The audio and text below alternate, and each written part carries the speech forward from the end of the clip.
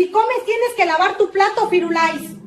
Anda, enjuágalo bien. No me gruñas. A ver, con la esponja eso. Y enjuaga bien que luego deja todo jabonoso. Eso así, muy bien, aunque de malas. Welcome to the motherfucking lady. We're covering today's top boxing news. Okay, we'll start with this. It would appear that former champion Shannon Courtenay is one step closer to another world title shot. The former world champion has been made the mandatory challenger for Farah El Bouisairi's European super flyweight title. With the fight now reportedly in private negotiations, El Bouisairi is the current EBU champion. Courtenay wants the belt, and the winner moves closer to bigger fights in the division. A European title fight with real stakes attached. If you say so. Near as I can tell, it looks more like a step backwards for a world champion, a former world champion, to go back to fighting for regional titles, as that's what the EBU title is. It's the European title. For European fighters, where Shannon has already been a world champion, so shouldn't it be world title eliminators that she's fighting in? Having already been a world champion in the bantamweight division, recently moving down to super flyweight and vying to become a champion there, shouldn't it be world title eliminators she's fighting in? Farah El Bouisairi, the EBU champion, sports a professional record of 13 wins with 6 losses and no draws, 3 knockouts, having never been knocked out in 19 professional bouts. She's been around and she's currently on a 3-fight winning streak. After having dropped a decision to Catherine Ramos in October of 2024, she's fought 3 times since then and won 3 times since then, most recently in action opposite the ring Minerva Gutierrez, who she decisioned over 10 rounds this past April. And now she may be so confronted with the former champion Shannon Courtenay, who sports a professional record of 11 wins with 3 losses and no draws, 4 knockouts, having never been knocked out in 14 professional bouts. She's got a little less fights than Farah El Bouisairi, but she's fought the better fighters overall, so there is a quality over quantity argument. That Shannon doesn't have as many fights as Farah El Bouisairi, but she does have better experience because she's fought the better fighters. And just like Farah El Bouisairi, she's currently on a 3-fight winning streak, last in action in April of this year, just like Farah, opposite the ring Sasha Booker, who Shannon stopped in the 3rd round of a contest scheduled for 8. Both fighters have a similar number of fights, both fighters have been keeping a similar schedule, but why is Shannon moving backwards? From fighting for world titles to going back to fighting for regional ones, what's the point? She's rebuilding, in my humble opinion, and attempting to slow things down a bit. She's sort of choosing to fight at a lower level so she can stay in the winner's bracket, gain some momentum, and keep the hot streak going. I wonder if this is a fight that MVP is willing to pay for. MVP actually has a whole lot going on in the women's super flyweight division. They promote WBA champion Jasmine Artiga, who's going to be boxing very soon in defense of her WBA title. A fight between her and Shannon would essentially be an in-house fight that shouldn't be too difficult to make. Comes to the other champions at the weight, let's just say that there are no world titles of opportunity in the super flyweight division. That is a very deep division, where Irma Garcia currently reigns as IBF champion, coming off that big knockout win of a then unbeaten Emma Doolin. Anybody wants to take that title from her, they've got their work cut out for them. Adelaida Ruiz, the WBC champion, and a tough nut to crack. She's booked herself a fight, booked herself a rematch with Virginia Fuchs over the summer months. And of course, there's the WBO and Ring Magazine champion, Mizuki Hiruta, who just boxed on the undercard of Usyk versus Verhoeven, dominating Australia's own Mai Solomon. None of these fighters are an easy fight for Shannon Courtenay. None of these world titles. There are no world titles of opportunity in today's super flyweight division. If you want to be a champion there, you've got to walk through the fire. You've got to fight somebody. So maybe it's not a coincidence that instead of fighting in world title eliminators, Shannon's going back to fighting for regional titles. Which is sort of a redundancy. You could give her very good odds to beat a Farah El Bouisairi. She's already been beat 6 times. She's never competed at the same level, world level, like Shannon. Though what does Shannon accomplish in winning? What does she prove? That you can compete at EBU level? We kind of already knew that. What are you doing? You moved down in weight, you signed to MVP so you can fight the Farah El Bouisairis of the world? I remember a blurb about a potential Ebony Bridges rematch. This was a few weeks ago following Ebony Bridges' last fight, and I figured that there's nothing in it for Shannon Courtenay. It benefits Ebony more than it benefits Shannon because Shannon won the first one. She doesn't need a second fight. But now in hindsight, A second fight with Ebony Bridges would probably get a little bit more attention than fighting Farah El Bouisairi for an EBU title, and they're said to already be in negotiations, so we can expect an official announcement shortly. Men's cruiserweight news, a story that's gaining a lot of traction. Jai Opetaia versus Noel Mikaelian, finalizing a Ring Magazine cruiserweight showdown. That by now you all know is being hampered by the World Boxing Council themselves. Getting into the story, unbeaten Zuffa boxing champion Jai Opetaia and WBC champion Noel Mikaelian are finalizing a deal to stage a cruiserweight bout on an upcoming Ring Magazine card later in the year. Boxing Scene learned on Friday, Australia's Opetaia worked on the details with Saudi Arabian boxing financier Turki El Sheikh while attending last week's heavyweight title fight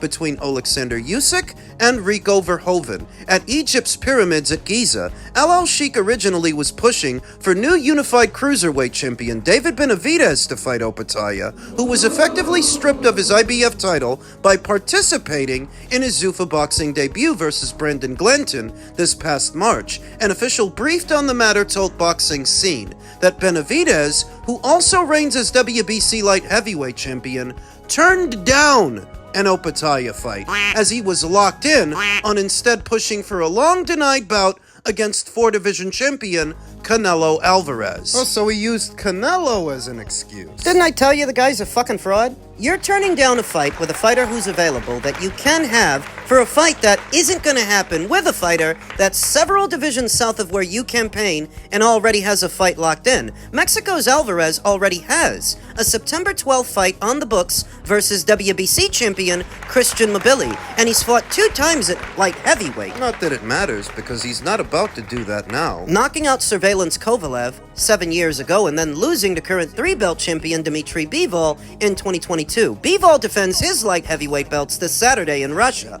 Didn't Team Benavidez say that they're not going to fight Jai Opetaia because they're targeting Bivol? And now what they're saying is, well, we can't fight Jai Opetaia because we want to fight Canelo? Wait until you hear the twist. Benavidez's promoter, Samson Lukowicz, told Boxing Scene this past Friday that Benavidez doesn't want to fight for the Zuffa title. He doesn't want to fight Opetaia for nothing. Who asked him to fight for the Zuffa title? Fight him for the Ring Magazine title. That's the one you've never held. You never held it at super middle or light heavy. You don't hold it now at cruiser. Lukowicz additionally said he's concerned that Bivol will move to fight WBO interim champion Callum Smith after likely winning as the betting favorite this Saturday over IBF mandatory Michael Eifert. Yeah, maybe, because it's not like you guys are moving down to unified titles. You know you aren't. But Lukowicz also claims that he has sent a formal offer for Benavidez versus Bivol fight to Bivol's promoter Eddie Hearn, and I haven't heard back from Hearn. The good old he said, she said that Team Benavidez relies so much upon. Benavidez is eyeing a return bout in November. David Benavidez will not wait for anyone, Lukowicz added. He wants his own legacy. Yeah.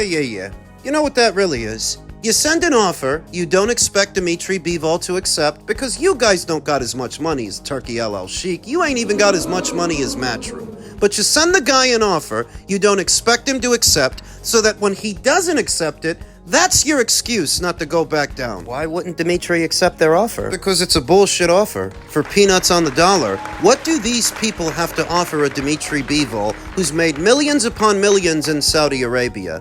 They don't have the kind of money that he's been making, so when they send him an offer, they don't expect him to accept it. They're just doing it for appearance's sake. A boxing official familiar with the negotiations said Benavidez co-promoter PBC was simultaneously working to offer Mikaelian a 3-fight deal that would start with a Benavidez unification bout. There's the twist. So when they're telling you they want you to fight Jai Opetaia, you come up with all these other people at all these other weights you want to fight. You don't want to fight him, but you want to fight Noel Mikaelian. An even lesser-known fighter than Jai Opetaia. The PBC's offered Mikaelian a 3-fight deal that would start with a Benavidez unification bout, but the offer from El Sheikh has won over the 35-year-old Mikaelian, who captured the WBC title in LA in December by defeating then-champion Badu Jack via UD. Opetaia Mikaelian offers the potential for fascinating hype considering the brash Zuffa boxing head Dana White represents Opetaia and the loquacious 94-year-old Don King, who has promoted Muhammad Ali and Mike Tyson. He also handles Mikaelian. In addition to Opetaia, Zuffa boxing boasts a rising cruiserweight stable that will be showcased June 6th in England. when former champion Chris Billum Smith meets Ryan Rozicki in the main event on Paramount Plus with cruiserweights Jack Macy and Siobhan Clark in the co-main event. So it seems that the people at Zuffa had the right idea. If the IBF has chosen to strip Jai Opetaia of their belt, just get him another one with whatever champion is available. And Noel Mikaelian was on board to do it. He technically still is. But not if the World Boxing Council has anything to say about it. They're saying, you fight David Benavidez, or else. Further indication that the World Boxing Council is in fact colluding with a fighter and his promoter to manipulate their own rank standings, because David Benavidez isn't ranked by them. He's a champion with different organizations. At least at cruiserweight he is. The World Boxing Council, responding swiftly to Friday's news that its cruiserweight champion Noel Mikaelian is finalizing a fight with Zuffa boxing champion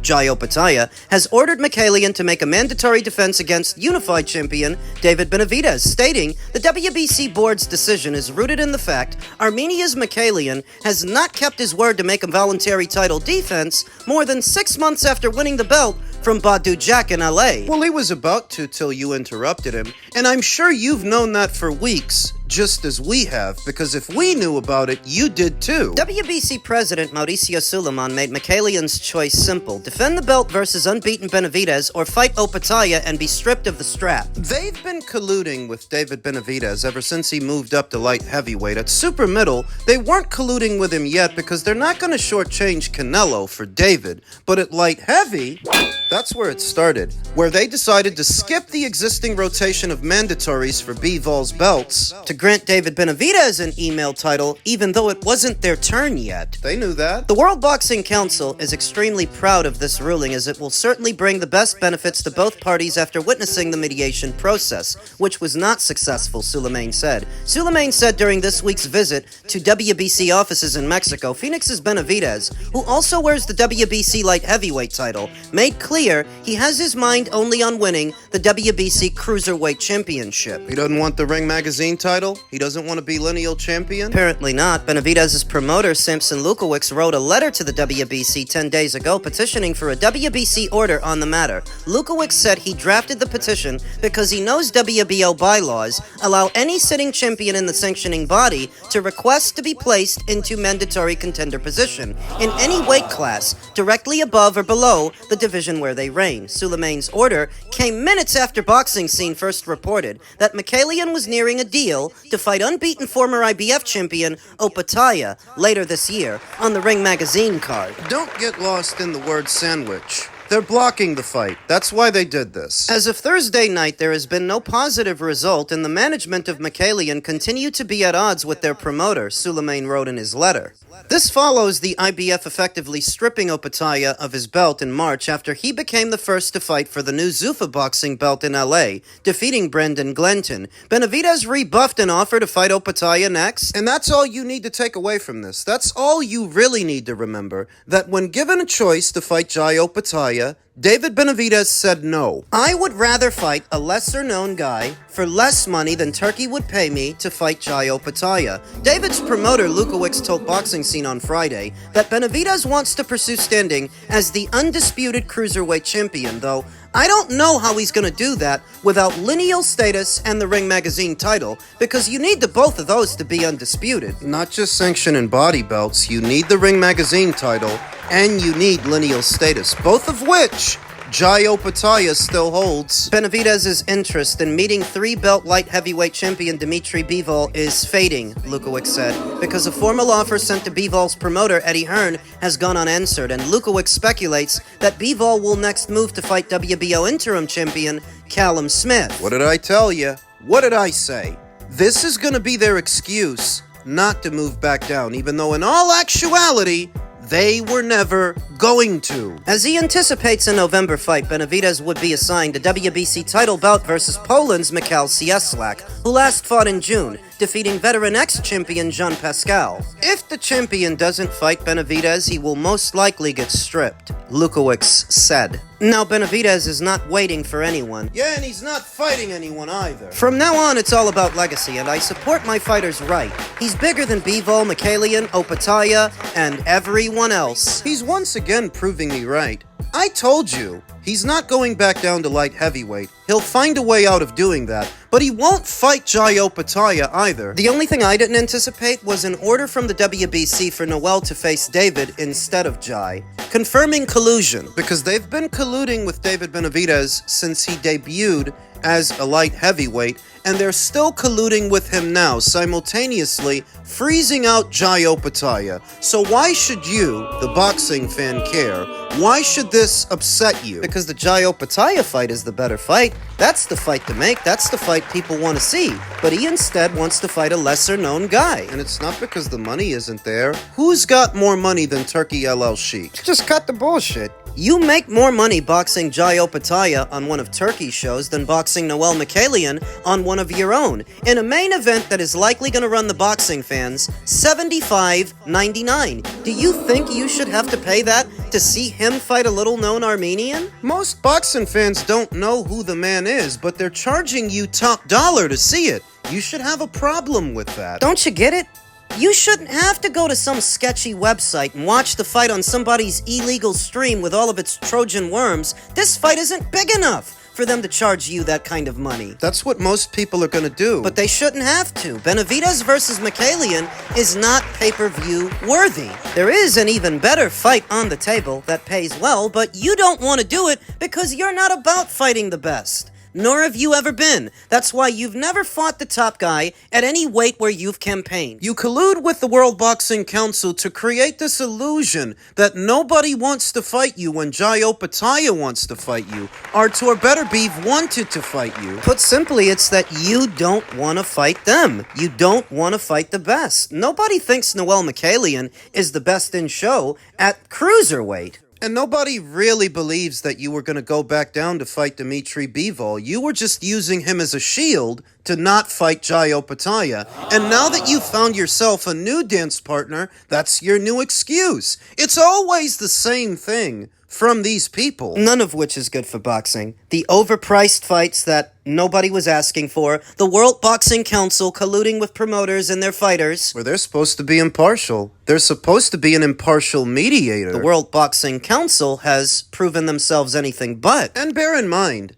that they actually already have an interim champion installed in Mikhail Cieslak. How is David getting a shot at that cruiserweight title before him when he's been there the whole time? Since before David Benavidez moved up, since before he won 2 alphabet titles, if you were going to order Noel to fight someone, why didn't you order Noel to fight him? Because this is not about moving the ranks along and doing the right thing. This is collusion. Plain old collusion. Collusion in and of itself is just a synonym for corruption, because the World Boxing Council are corrupt. They always have been. They're bad for boxing. Celebrate this order, this decision. What are you celebrating? David Benavidez overcharging you to fight some guy you've never heard of? The World Boxing Council abusing their power? In what way is this supposed to be good for boxing?